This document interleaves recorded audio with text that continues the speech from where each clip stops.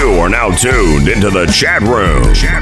Your favorite baller's favorite podcast.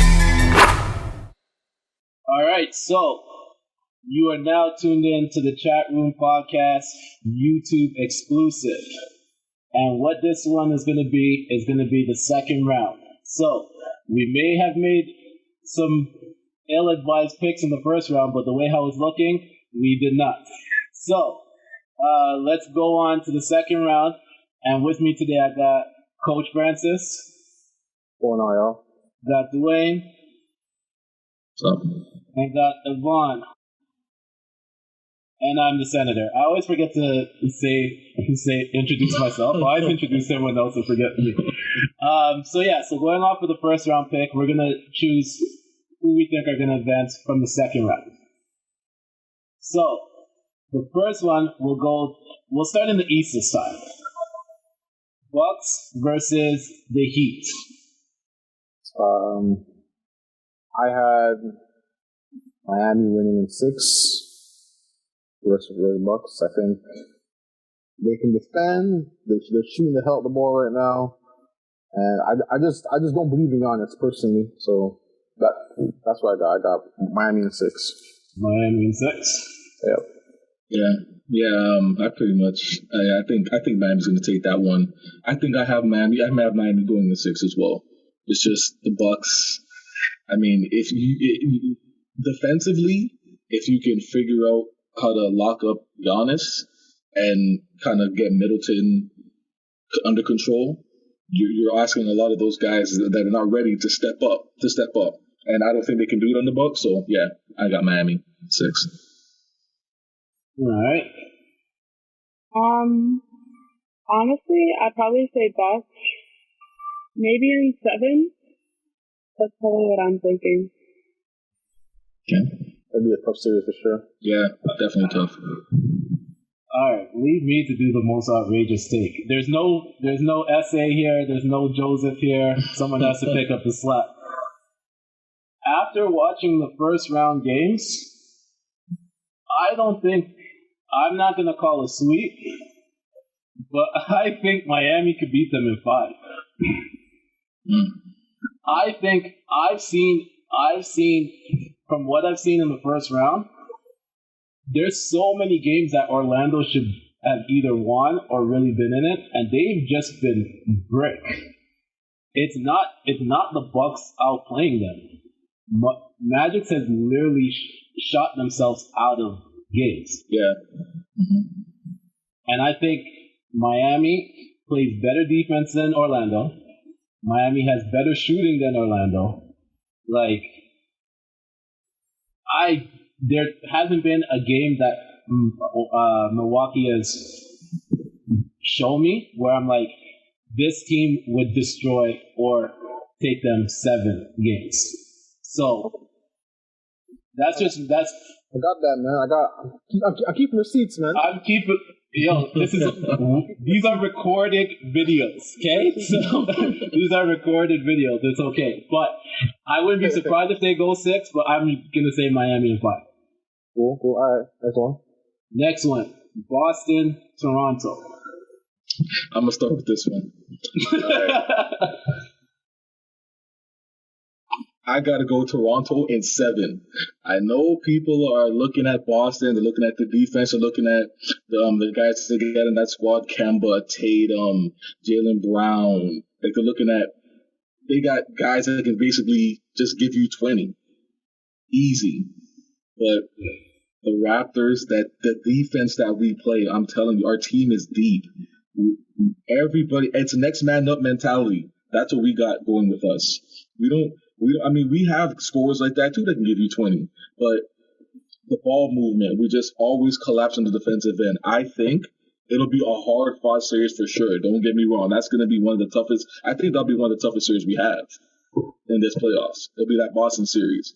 But I think at the end of the day, the Raptors are going to find a way, just defensively, to stop a lot of those guys and get them out of the game, get them frustrated, and I think we can beat them in 7. So I'm going to say this. So my answer is going to be kind of two-tiered in the sense that I'm going to be on the fence a little bit because looking at it from a view that removed from everything, I don't see a team that can beat Toronto 4 games out of 7. Okay. Just because they move the ball really well, they play really good team defense. Like they play that pack line defense really, really well, and they're just like they have championship mentality. There's something to be said about a team that has won before at a high level consistently.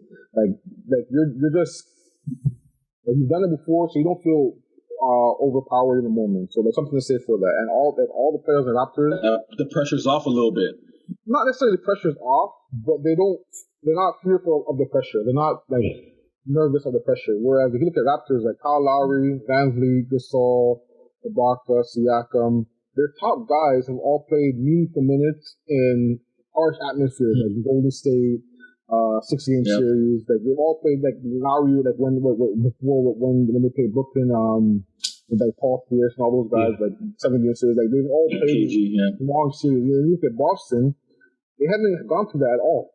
Like maybe I'm like during the Cleveland series, LeBron, they kind of went through a little bit. Yeah. But other than that, like all those guys, like Kemba Walker, he's known as cardiac Kemba, but he hasn't really shown that in the playoffs. He hasn't been in the playoffs, right? And you look at their roster, they're not really deep at that. So I don't see a team that can beat them in 7. 4 games out of 7. But my pick to start the year was Boston Lakers in the finals. So I hope Boston can figure it out. That's what it is. So I'm gonna go Boston 7. All right. Yvonne, who you got? I'm still gonna have to disagree. I think Raptors in 7.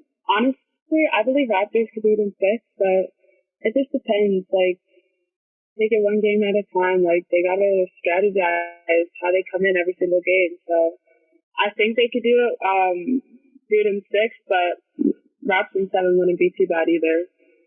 Yeah, I can see that. Yeah. I'm fighting this tooth and nail, man. Right. At the start, I said Raptors Heat in the Eastern Conference Final, and I'm sticking with it. I am gonna choose the safe answer to me is to say Raptors in 7. Yeah. So I'm not gonna be safe, and I'm gonna say Raptors in 6. I think if there's one series that losing Gordon Hayward is gonna hurt them, it's gonna be the Raptors one. Yeah. I think actually makes them better because it makes them like Hayward is not a mobile defender, so now you're putting more. No, but I'm thinking if you can create, because sometimes depending on the defensive scheme, you want to make sure that you have that knockdown 3-point shooter like in the corner, the top of the wing at times, right? So there's a lot of times where Boston like to do the driving kick, and that would be like the thing that really hurts the Raptors if it's not guarded properly. But having like a Hayward there that can just get you that 3. Because they were using Hayward as a floater a lot. Yeah. In a lot of their games, like he just kind of floats around and just kind of stays in a corner. So. Like you have to guard Tatum. You know you have to guard Brown. Exactly. You know you have to guard Kemba, right? But like Marcus Smart, you kind of gamble off of him, right? Yeah. But then if you had like a Hayward out there just to catch and shoot at some points, once the ball starts moving, then it's a little bit of a problem. That's just how I see it. So I'll say Raptors in 6. Cool. Let's go to the Western Conference. Sorry, I gotta pull it up. I forgot. Okay, there we go. I remember what it was. So we got Lakers against Houston. Is that what everyone picked was? Everyone chose Lakers, and everyone chose Houston. Yeah. So, who do you guys got in that one? As I've been saying, man, there's no answer for AD and LeBron. No answer. So I think they'd be Houston 6. I just think as long as Braun is engaged, as long as AD is engaged, you're gonna see a lot of nights that we saw last night. The first 2 games against honestly, I say the first game, even though Bron has triple double, he wasn't engaged. He was just playing ball. Like, he was just a bully on the court. Like, he wasn't talking on the court as much. He wasn't pushing the ball, like pushing the tempo. But that second game, even though he only got 10 points, he was way more engaged. Like, he was way more involved in the offense, way more in the tempo of the game.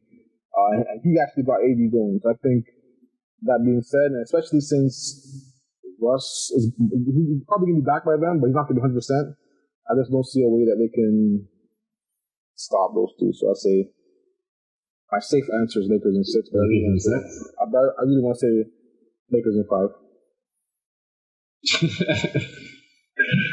Dewayne, Yvonne? Yvonne, you can go ahead. I probably agree. I'd say Lakers in 6. I mean, Houston's like a really good team, so it's just hard to pick between the two. I'm like, honestly, like, it's really hard to tell right now, but I guess I'm hoping Lakers in 6. That's what I'm saying.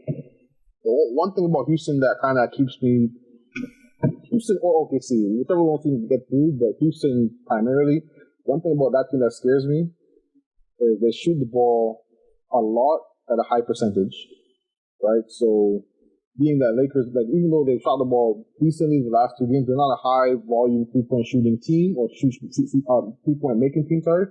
So, like, end of the day, threes are more than 2. Yeah. So, if Houston's out there shooting 45 threes a game and they make 35% of that, whatever, like, Lakers don't have that in their arsenal. The only thing I'm hoping for is that if, like, Bron and AD just get guys in foul trouble and then just dominate in the paint and shoot 50 free throws like what they almost did last night.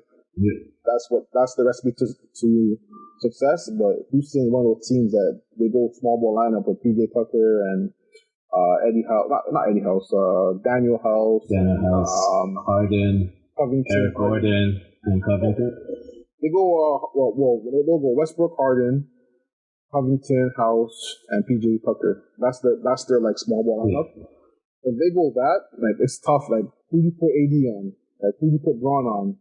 You know, like, that's a series where Lakers don't have Rondo, they're in trouble because you're gonna have to put a lot of minutes and trust into Alex Caruso and J.R. Smith and those guys. Like, you need like Rondo and Avery Bradley. They're gonna be missed in that series because they can guard the perimeter. They can, you know, like, guard the old man, switch out and stuff. So yeah, that's my long-winded rebuttal.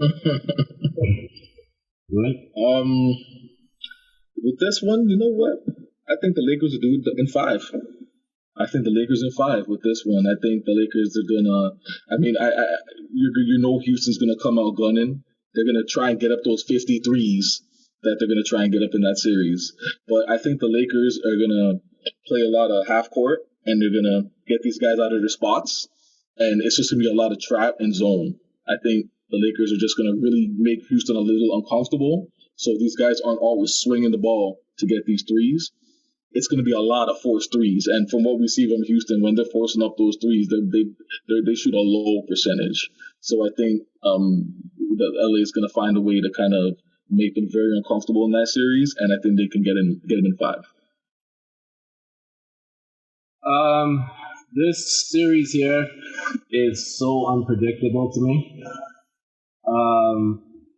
I have Lakers winning. I mean, like, the amount of games is unpredictable to me, not the series. I honestly think that Houston can take Lakers to 7. And the reason why I think so is I think unlike the Blazers, Houston always finds a way to get their shooters in the spot that they need to shoot. Like, PJ Tucker made the most corner threes in the league, right? He always finds a way to get to the corner, whatever. Jeff Green's been playing a lot better in the first round. Austin Rivers had like 2 explosive games in the first round. Like, so to me, it's going to be one where, unlike Blazers, who plays pretty much their starting 5 for the whole game, they might go 7. Houston will go 8 or 9, and those are all small ball, right? So their guards are very like they've invested themselves 100% into the small ball. Like, after that trade for Capella, they've they're like 100% into it. So their roster is like designed for that. Like you got Jeff Green and PJ Tucker playing their 5. They have Tyson Chandler, but he hasn't seen a minute. He hasn't seen it before. And there's times where Harden will play off ball and Jeff Green is the one carrying up the ball. So it's like, so like you just don't know with that team. So I'm gonna say Houston's gonna push them to 7, but I do have Lakers win. Cool. And now the final round. So this one here, I think 2 of us said Denver and 1 said Utah. So Utah. After? I'm pretty sure I said Denver. I said Denver too. You said Denver? Yeah, I think one person. Like, I don't think anyone said. No, okay. I'm pretty sure no one said Utah. Yeah. All right. So the next round, the next matchup is Clippers Nuggets. Denver. Yeah, I said Clippers and.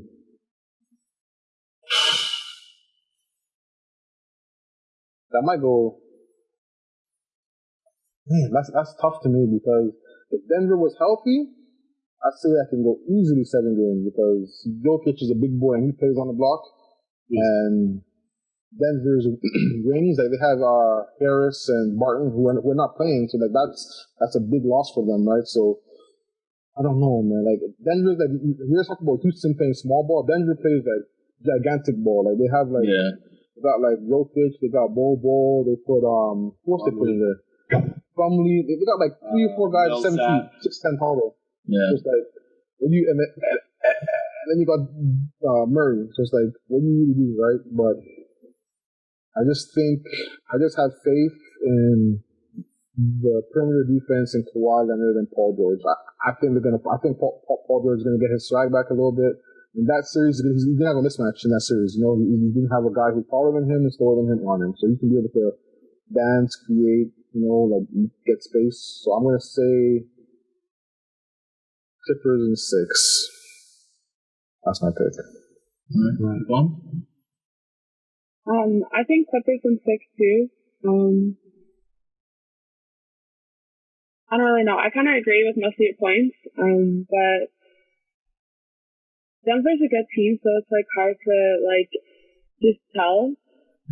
And I don't know. They're not healthy, so I'm like, I don't know what I'm going to get from them. I don't know what I'm going to get from them. And it's like, it's hard to like expect.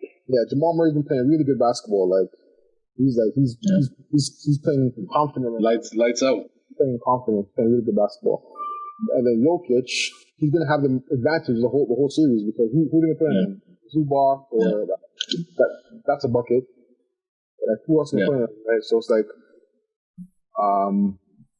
the only thing that I don't see is and Porter's been playing really good too. So it's like that's tough. I don't know. That's a guess for me. I don't know. I don't know. That's tough. Yeah, that's a tough series. Yeah. With this one, you're right. It's really tough. Just Denver. They're good. That's the thing. They're such a good team, but anything could happen. You just never know. So, but I definitely think the Clippers. I think Paul George will figure it out in that series. I think that'll be the series when he kind of just starts turning it up and says, "All right, let me lock in now." And I think he's going to explode in that series. I think that'll be his coming out series. And I got Clippers in 5 with that one. I think Paul George right off the bat. He's going to just go off. And every game after that, I think he's just going to be streaky, and I think he's just going to catch fire, and they won't be able to stop Paul George. I think Paul George, to me, is the X factor for that series. He's going to drive what the Clippers do for that series. It's not going to be Kawhi. It's going to be Paul George. So I think Clippers in 5 for that one.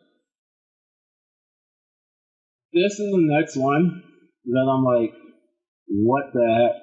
Right? Like there's so much things that plays into this series, right? It's how is Jokic, Porter, and Millsap to me gonna play? Right? Because like Michael Porter's been playing good, but he also has taken some like ridiculous shots that helped shoot them out of game, right? But for Clippers, I don't trust Paul George at all. Like, for a person that's played in so many first rounds to not show up in a first round, I can't trust you to show up in the second round. You know what I mean? Like all your playoff experience has been the first round. You should be, at this point, you should be more comfortable with playing at this, like, killing, and I'm not seeing that person, right? But I will not go against Kawhi, because I think he will just will the team if he needs to. So I'm going to go Clippers in 6. All right, so far, so we all agree on Heat. Actually, no. Yeah, Heat. Nope. Yeah. Nope. Hold on. Let me say. We all agreed on Heat, Lakers, and Clippers. No, I think Yvonne had Bucks. Oh, you had Bucks. Yeah, she had the only we one all person had Bucks. Yeah. So we all agreed on the Western Conference and Lakers, Clippers. Yeah. And Ron, you were the only one to choose Bucks. Yeah, Bucks and Coach, you are hoping, because you chose Boston at the start of the year Boston, but you don't think that any team will beat Toronto 7 games? 4 games. 4 games out of 7? That's tough, man. That's tough. But, all right. Yeah. Well, that has been our second round picks.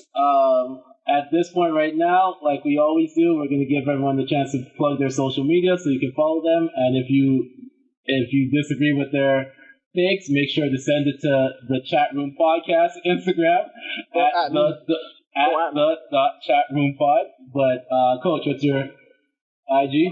Don't add me, but it's real underscore Francis. Don't come for me. I know I'm gonna catch back for the Raptors pick. Raptors what? being a Toronto man, like I'm gonna catch back for that, but it's what it is. That is true. Underscore Francis. That's what it is. Dewayne? Instagram is Chad CHAS _ Tenenbaum TENENBAUM, and my Twitter is Cashern10 CASSHERN 10. All right, Yvonne. My Instagram is _ Yvonne E _ So hit it up. And as for me, at the Senator, like we said, make sure to follow the Instagram page at the.chatroompod. If you have any takes that you disagree with us, send it to our email, thechatroompod@gmail.com. And don't forget to subscribe. Make sure to click the button underneath this video. Subscribe. Click the bell so you get the notifications once we upload new videos. And make sure to share this with other people that you know are going to enjoy the content that we're putting out. So, this has been the Chatroom Podcast, the YouTube exclusive, and we are still your favorite baller's favorite podcast, and we are out. Peace. Easy.